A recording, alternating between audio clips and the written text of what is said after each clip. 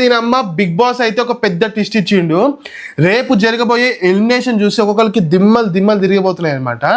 మనం ఎవరైతే ఎలిమినేట్ అవుతాం అనుకుంటున్నామో వాళ్ళు ఎలిమినేట్ అయితే లేరు, కొత్తగా వేరే వాళ్ళని ఎలిమినేట్ చేశారు అనమాట. సర్ప్రైజింగ్ ఎలిమినేషన్ ఓర్ కొడుక.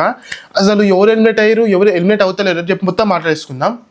అసలు లిస్ట్లో ఫస్ట్ పొజిషన్లో ఎవరు, లాస్ట్ పొజిషన్లో ఎవరు 100% ఎలిమినేషన్లో దగ్గరకున్నారు, పక్కా ఎలిమినేట్ ఎవరు అవుతారో ఇప్పుడు చెప్పేసి చూడండి.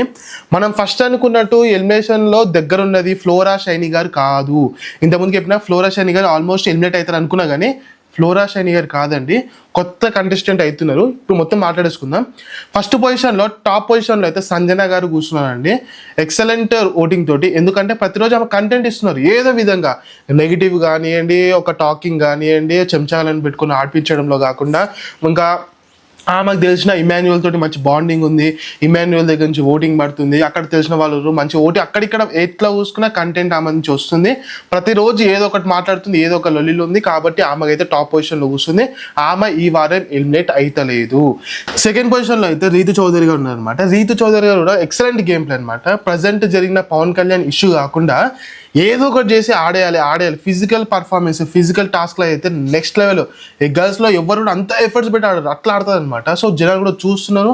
ఆమెకి ఇంకా లవ్ ఓట్ బ్యాంక్ అయితే తయారైందనమాట. మంచి ఒక లవ్ స్టోరీ, మన ట్రాక్స్ ఉంటాయి కదా లవ్ ట్రాక్, అట్లాంటి ఎమోషనల్ దాంట్లో కూడా మంచి ట్రాక్ దొరికింది. ఆమె కోటింగ్ అక్కడ నుంచి మంచిగా పడుతుంది. కాబట్టి ఈ వారం ఈమె కూడా ఫుల్ సేఫ్లోనే ఉంది. ఈమె అయితే ఎలిమినేట్ అయ్యే ఛాన్సే లేదు. ఇక థర్డ్ పొజిషన్లో చూసుకున్నట్లయితే మనకి దివ్య నిఖిత గారు ఉన్నారనమాట. దివ్య నిఖిత గారికి బెస్ట్ థింగ్ ఏం జరిగిందంటే బర్నీ గారి దగ్గర కూర్చోవడం, బర్నీ గారితో ముచ్చట్లు పెట్టడం అనమాట. ఎందుకంటే స్టార్టింగ్లో మంచి పాజిటివిటీ తోటి వచ్చింది. బర్నీ గారితో ఎప్పుడైతే మంచి ర్యాప్ బిల్డ్ అయ్యిందో అక్కడ నుండి మంచి ఓటింగ్స్ పడడం స్టార్ట్ అయినాయి. ఆయన నామినేషన్లో లేరు కాబట్టి ఆ వారం అంతా క్లోజ్ ఉండడం కాబట్టి అక్కడి నుంచి అయితే ఓట్లు అయితే కొంచెం ట్రాన్స్ఫర్ అయినాయి. థర్డ్ పొజిషన్లో మంచిగా కూర్చున్నారు. సో ఎటువంటి ఈమెకైతే ఎలిమినేషన్ అయితే దగ్గరలో లేరు. ఇక ఫోర్త్ పొజిషన్, షాకింగ్ పొజిషన్ ఏంటంటే ఫ్లోరా షైనీ గారు ఉన్నారండి. అసలు ఎట్లా ఉన్నారో కూడా అర్థమైతలేదు.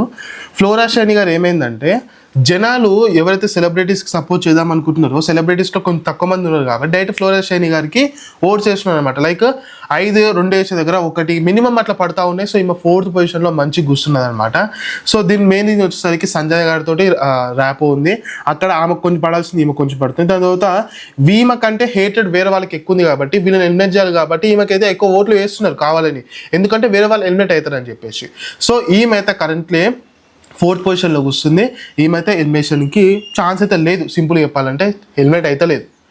ఇప్పుడు మెయిన్ టాస్క్ ఏంటంటే అసలు ఎవరు ఎలిమినేట్ అవుతారు. ఎలిమినేషన్ దగ్గర లాస్ట్ పొజిషన్లో కూర్చున్నది అయితే ఇద్దరు, దమ్ము శ్రీజ అండ్ హరిత హరీష్ అనమాట. ఇద్దరు మంచి ప్లేయర్స్, ఎక్సలెంట్ ప్లేయర్స్ అని చెప్తా. శ్రీజ అయితే టాస్క్లు ఇలా కొడుతుంది. మాస్క్ మ్యాన్ హరీష్ అయితే ఈ వారం ఆడలేదు, ఎందుకంటే ఆయనకి లెగ్ ఇంజురీ అయిందని చెప్పి కొంచెం సైలెంట్గా ఉన్నాడు. అండ్ ఈ దీంట్లో దానివల్ల కొంచెం నెగిటివిటీ అయితే అయ్యిందనమాట.